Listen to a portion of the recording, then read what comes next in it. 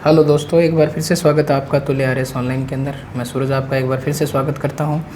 और आज हम जिस बिंदु पे बात करने वाले हैं दोस्तों, वो हमारे कौशल की बात चल रही थी। तो कौशल में ही हमारा एक और कौशल होता है जिसका नाम है खोजपूर्ण प्रश्न कौशल, या जिसको हम कह सकते हैं दोस्तों पूरक प्रश्न कौशल। यानी खोजपूर्ण प्रश्न कौशल जो है उसी को हम पूरक प्रश्न कौशल के नाम से जानते हैं। तो आइए बात करते हैं इस कौशल के बारे में। तो ये कौशल क्या कहता है दोस्तों? ये कहता है कि शिक्षक के द्वारा कक्षा में प्रश्न किए जाने पर यदि कक्षा का कोई बालक यदि सही समय उत्तर, देखिए यहाँ गलत हुआ है, ये प्रिंटिंग मिस्टेक है, उत्तर नहीं दे पाता है, तो छात्रों से ही उत्तर निकलवाने के लिए शिक्षक जो प्रयास करता है अथवा जो संकेत बिंदु देता है उसी को खोजपूर्ण प्रश्न कौशल के नाम से जाना जाता है, या उसी को क्या कहा जाता है दोस्तों? पूरक प्रश्न कौशल कहा जाता है। खोजपूर्ण प्रश्न कौशल जो होता है, यानी कहने का मतलब ये है दोस्तों कि जब अध्यापक जो है वो कक्षा में किसी भी प्रकार का प्रश्न पूछता है, बालक उसका प्रश्न नहीं दे पाता है, तो अध्यापक जो है बच्चों से उत्तर निकलवाने का प्रयास करता है। उनके लिए या तो वो कोई इनको हिंट देता है, कोई संकेत बिंदु देता है, या किसी प्रकार का चित्र दिखाता है।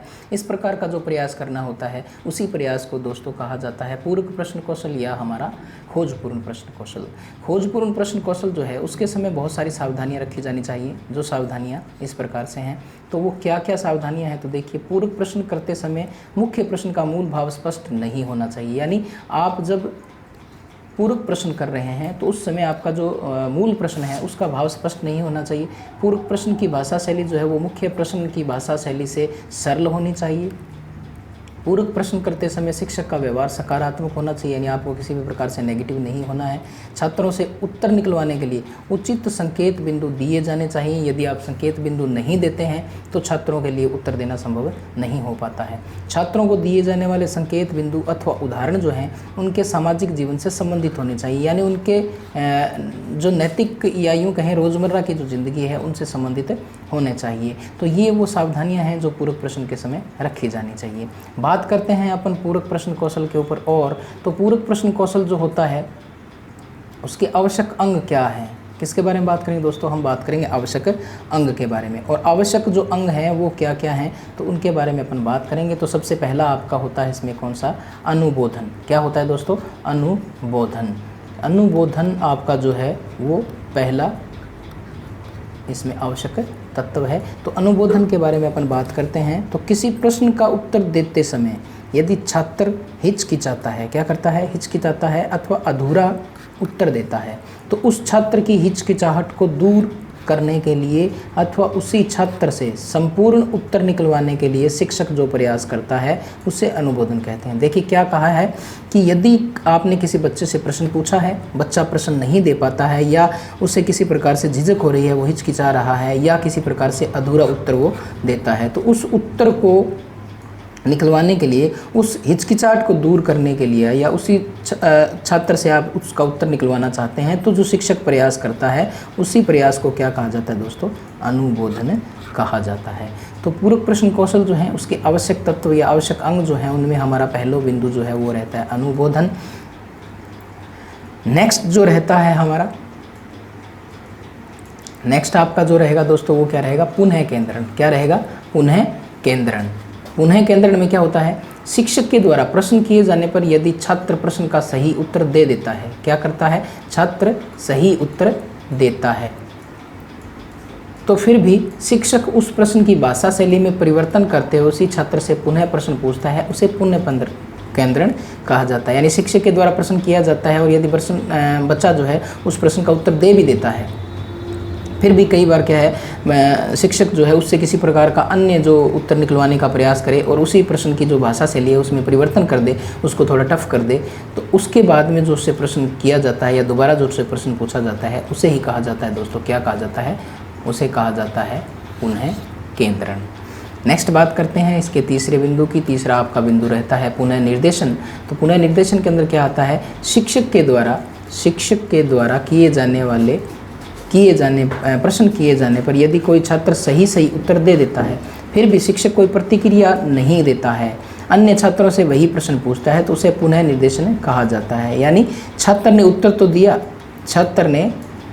दिया, परंतु आपने किसी प्रकार का ध्यान नहीं दिया और आपने किसी दूसरे छात्र से प्रश्न किया, तो इसी को क्या कहा जाता है दोस्तों? इसी को कहा जाता है पुनः निर्देशन।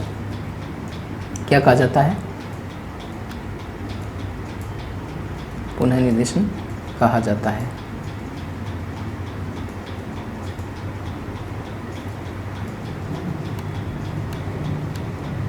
ठीक है दोस्तों, इसी को कहा जाता है पुनः निर्देशन। नेक्स्ट बात करते हैं इसके 4 नंबर की, अधिक सूचना प्राप्ति। इसका जो 4 नंबर पॉइंट आता है वो आता है अधिक सूचना प्राप्ति। तो अधिक सूचना प्राप्ति जो है उसमें क्या रहता है, किसी छात्र के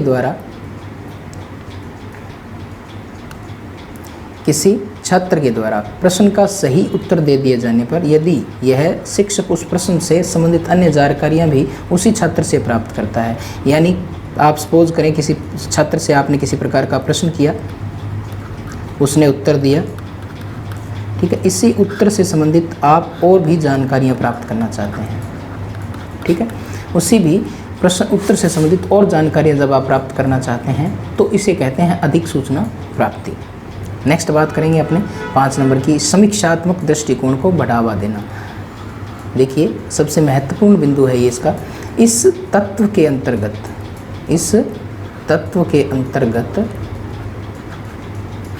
छात्र से स्वयं के विचार प्रस्तुत करने को कहा जाता है। यानी अपने उत्तर मांगा, छात्र ने उत्तर भी दिया और उस उत्तर के साथ साथ में वो अपने विचार भी प्रस्तुत करता है। तो इस प्रकार की जो क्रिया होती है दोस्तों उसको क्या कहा जाता है?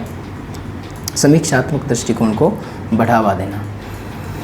अब बात करते हैं अपने प्रश्न की, बात चल रही है दोस्तों, तो प्रश्न की जब बात करते हैं अपने, तो प्रश्न किस प्रकार के हो सकते हैं? तो सबसे पहले हम बात करते हैं प्रश्न की रचना के आधार पर प्रश्न की बात करते हैं। हम प्रश्न की रचना करते हैं, तो रचना के आधार पर क्या क्या प्रश्न हो सकते हैं, तो उसकी जब बात करते हैं दोस्तों, तो उसमें सबसे पहला नंबर आता है हमारा वस्तुनिष्ठ प्रश्न के बारे में। अब वस्तुनिष्ठ प्रश्न आप लोग जानते हैं, ऐसा प्रश्न जिसका सदैव एक ही उत्तर रहता है। क्या रहता है दोस्तों? ऐसा प्रश्न जिसका उत्तर क्या रहता है? एक रहता है। एक उत्तर वाला जो है प्रश्न जो होता है उसी को वस्तुनिष्ठ प्रश्न कहता है। यानी उसका जो मूल्यांकन है, मूल्यांकन जो है वो कोई भी करे उत्तर एक रहता है। मूल्यांकन उसका कोई भी करे उसका उत्तर एक रहता है। तो ऐसे प्रश्न जो होते हैं वो क्या कहलाते हैं दोस्तों? आपके वस्तुनिष्ठ प्रश्न कहलाते हैं। इससे क्या होता है, आपका जो मूल्यांकन होता है दोस्तों, उस पर किसी भी प्रकार का असर नहीं पड़ता है, उसमें किसी प्रकार की बेईमानी का भी किसी प्रकार का भाव नहीं रहता है। ऐसे प्रश्न जो होते हैं इनमें किस प्रकार के प्रश्न आते हैं? तो सबसे पहले बहुविकल्प वाले या बहुचयनात्मक, जिसको हम ऑब्जेक्टिव टाइप प्रश्न बोलते हैं, जिनमें हम ऑप्शन ढूंढते हैं, हाँ या ना वाले प्रश्न जो होते हैं जिनका उत्तर आपको यस या नो टाइप वाले क्वेश्चन हम अंग्रेजी में जिनको बोलते हैं ट्रू फॉल्स, जिनको हम अंग्रेजी में बोलते हैं सत्य असत्य वाले जो प्रश्न होते हैं, या रिक्त स्थानों की पूर्ति फिल इन द ब्लैंक्स जिनको हम बोलते हैं। तो ये 4 प्रकार के प्रश्न जो हैं वो इस श्रेणी के अंतर्गत आते हैं। नंबर 2 आता है आपका अति लघुत्तरात्मक प्रश्न। ऐसे प्रश्न जिनका उत्तर एक वाक्यांश में, एक पंक्ति में या एक शब्द में दिया जाता है, तो ऐसे प्रश्न रचना की श्रेणी में 2 नंबर पर आते हैं। 3 नंबर प्रश्न जो होते हैं वो आपके आते हैं लघुत्तरात्मक प्रश्न, जिनके उत्तर आपको 4 से 5 वाक्यांशों में या 4 से 5 पंक्तियों के अंदर दिया जाता है। ऐसे प्रश्न जो होते हैं आपके वो क्या कहलाते हैं दोस्तों? लघुत्तरात्मक प्रश्न कहे जाते हैं। सामान्यतः अपने 5 पंक्तियों वाले कह देते हैं, या यूं कह लें कि आप 100 शब्दों में उत्तर देना है, 100 शब्दों में उत्तर दीजिए। तो ऐसे जो प्रश्न होते हैं वो आपके क्या कहलाते हैं दोस्तों? लघुत्तरात्मक प्रश्न कहलाते हैं। बात करते हैं 4 नंबर की, और 4 नंबर जो आपका है, 4 नंबर क्या आता है दोस्तों? 4 नंबर आता है आपका निबधात्मक प्रश्न। जिन प्रश्नों का उत्तर 2 से 3 पृष्ठों में दिया जाता है वे निबधात्मक प्रश्न कहलाते हैं। कितने पृष्ठों में? 2 से 3 पृष्ठों में दिया जाता है वो निबधात्मक प्रश्न कहलाते हैं आपके। और इनका प्रमुख उद्देश्य जो होता है वो बच्चों के विचार या चिंतन जो शक्ति होती है, बच्चों के जो विचार हैं या उनकी जो चिंतन शक्ति होती है दोस्तों, बच्चों के विचार या चिंतन शक्ति जो होती है उनमें बढ़ावा करना, यानी उसमें वृद्धि करना ही इसका मेन मकसद होता है दोस्तों। बात करते हैं नेक्स्ट नोट।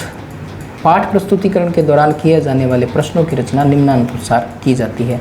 सबसे पहले हम पाठ प्रस्तुतिकरण का मतलब होता है जब बच्चे को पाठ पढ़ाया जाता है तो उस दौरान उससे किस प्रकार के प्रश्नों की रचना की जाती है। तो देखिए सबसे पहले किया जाता है कौन सा, प्रस्तावना प्रश्न। कौन से किए जाते हैं दोस्तों, सबसे पहले आपके किए जाते हैं प्रस्तावना प्रश्न, जिनको आप अति लघुत्तरात्मक रूप में लिखेंगे। उसके बाद में आपका आता है बोध प्रश्न, ये भी अति लघुत्तरात्मक रूप में लिखे जाते हैं। पुनरावर्ती प्रश्न जो होते हैं आपके, वो भी अति लघुत्तरात्मक रूप में लिखे जाते हैं। मूल्यांकन प्रश्न जो होते हैं वो वस्तुनिष्ठ प्रश्न होते हैं दोस्तों। कैसे होते हैं, वस्तुनिष्ठ प्रश्न होते हैं। और जब गृह कार्य आपका दिया जाता है, गृह कार्य आपका दिया जाता है तो वो दिया जाता है निबंधात्मक प्रश्न में। हम जब बात कर रहे थे निबंधात्मक प्रश्न की, निबंधात्मक प्रश्न जो होते हैं वो कहाँ यूज में लिए जाते हैं दोस्तों, गृह कार्य में लिए जाते हैं, जहाँ बच्चा जो होता है वो अपने विचार प्रकट कर सकता है, या आप यूँ कह सकते हैं कि जहाँ बच्चे का चिंतन शक्ति का हमें विकास करना हो, चिंतन शक्ति का विकास करना हो, तो वहाँ हम कौन से प्रश्नों का प्रयोग करते हैं, निबंधात्मक प्रश्नों का प्रयोग करते हैं। और अंतिम जो हमारा कौशल है दोस्तों, आज उसके बारे में अपन बात करेंगे इसी क्लास के अंदर, और वो कह रहता है हमारा कौन सा कौशल, प्रदर्शन कौशल। तो प्रदर्शन कौशल के बारे में देखिए क्या लिखा हुआ है। पाठ प्रस्तुतिकरण के समय शिक्षक को अनेक प्रकार की वस्तुओं का सहायक सामग्री के रूप में प्रयोग करना पड़ता है। किसके रूप में, सहायक सामग्री का, यानी शिक्षक जो होता है वो सहायक सामग्री का जो प्रयोग करता है, किसका प्रयोग करता है, सहायक सामग्री का प्रयोग करता है। और ये सहायक सामग्री जो होती है कुछ ऐसी होती है जिनका वो प्रदर्शन भी करता है। जैसे आपका कोई चित्र हो गया, मॉडल हो गया, इस प्रकार की जो सहायक सामग्री होती है उनका प्रयोग वो जब करता है, उस सामग्री का जो प्रदर्शन वो करता है, यानी दिखावा जो करता है, बच्चे को जो दिखाता है, उसे ही क्या कहा जाता है दोस्तों, प्रदर्शन कहा जाता है। उसी को क्या कहा जाता है, प्रदर्शन कहा जाता है। तो प्रदर्शन कौशल के समय रखी जाने वाली सावधानियाँ, कि क्या क्या सावधानियाँ जो हैं वो प्रदर्शन कौशल के अंतर्गत रखी जाती हैं। तो प्रदर्शन कौशल के अंतर्गत रखी जाने वाली सावधानियाँ जो हैं वो देखिए क्या क्या हैं। प्रदर्शित की जाने वाली वस्तु जो है कक्षा की विषय वस्तु से संबंधित होनी चाहिए। किस रूप में होनी चाहिए, कक्षा की जो विषय वस्तु है उससे संबंधित होनी चाहिए। छात्रों के मानसिक स्तर के अनुकूल होनी चाहिए। कक्षा में वस्तुओं का आकार जो कक्षा की छात्र संख्या के अनुपात में होना चाहिए। वस्तु को कक्षा कक्ष में ऐसे स्थान पर प्रदर्शित करना चाहिए जहां से वस्तु सामग्री की रचना करते समय छात्रों का सहयोग भी लिया जा सके। यानी हमें वस्तु को कक्षा में ऐसे स्थान पर प्रदर्शित करना है जहां हम छात्रों का आसानी से, जहां से छात्रों का हम सहयोग ले सकें, तो ऐसी जगह हमें उनका प्रयोग करना चाहिए। प्रदर्शित की जाने वाली सामग्री की रचना व्यवस्थापक या अन्य उपयोगी सामग्री से करनी चाहिए। व्यवस्थापक जो है की रचना जो है, देखिए ये या व्यवस्थापक नहीं आएगा, की रचना जो है वो व्यर्थ लिखना था यहाँ, व्यर्थ व अन्य अनुपयोगी सामग्री से करनी चाहिए। यानी इससे बच्चा जो है उसमें क्रिएटिविटी जो है वो ज़्यादा विकसित होती है, यानी बच्चा जो है वो सृजनात्मक ज़्यादा बनता है, सृजनात्मक ज़्यादा बनता है, सृजनात्मक ज़्यादा बनता है। क्योंकि अनुपयोगी और व्यर्थ वस्तुओं के प्रयोग से जब वो किसी प्रकार की सहायक सामग्री का प्रयोग करता है तो इसमें बच्चे में क्रिएटिविटी यानी सृजनात्मक शक्ति का विकास होता है। देखिए मॉडल उचित समय पर करना चाहिए, यानी उस वस्तु का प्रदर्शन जो है वो उचित समय पर करना चाहिए, यानी उससे पहले या उसके बाद में उसको दिखाने का कोई मतलब नहीं है। जब आप विषय वस्तु का अध्ययन करवा रहे हैं, विषय वस्तु को पढ़ा रहे हैं, उसी समय आपको उसका प्रयोग करना चाहिए। तो देखिए दोस्तों, आज की कक्षा के अंदर हमने लगभग हमारे जो सभी शिक्षण कौशल थे उनको आपने पढ़ लिया है। खोजपूर्ण प्रश्न कौशल के बारे में हमने बात कर ली है। खोजपूर्ण प्रश्न कौशल के समय रखी जाने वाली सावधानियाँ हैं।